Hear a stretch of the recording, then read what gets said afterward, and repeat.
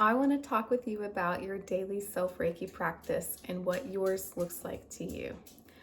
Hi, my name's Lindsay. I'm a certified Reiki person, and I want to make it my goal to show you guys how to become better Reiki people in your own way, in your own life, without being some rigid formulaic way to convey messages.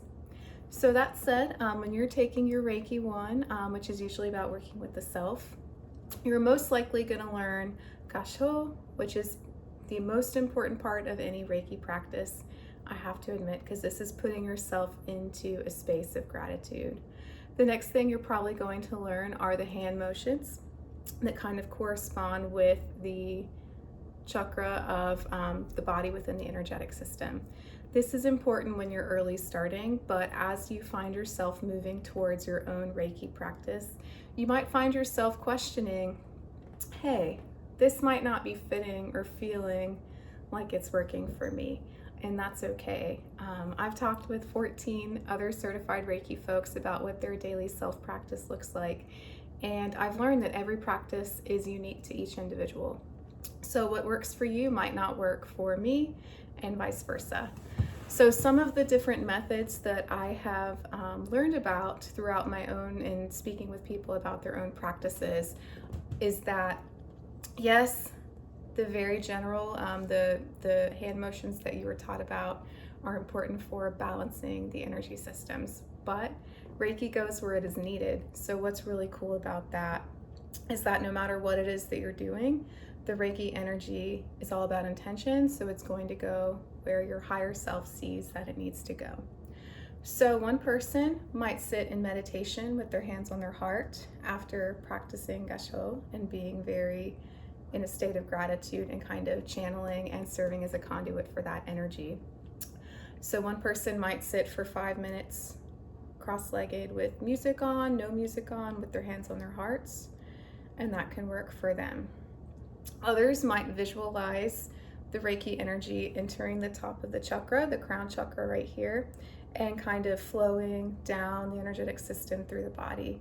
I like to imagine personally this golden, like thick light that is entering the top of my head and slowly, and it has to be slowly for me, even though Reiki can be instantaneous, but I like to slowly envision this warm, glowing light energy moving down the body and exiting through the root chakra or the feet, depending on how I'm sitting, and being recycled into Mother Earth. I know that that is just something that works for me because I'm very much a visual person, and kind of visualizing the Reiki energy flowing through me from above is kind of what helps me channel that. Sometimes just putting my hands on my heart for me also works as well. Some folks might need movement to kind of instigate or like connect with their Reiki, and I think that that works for them as well.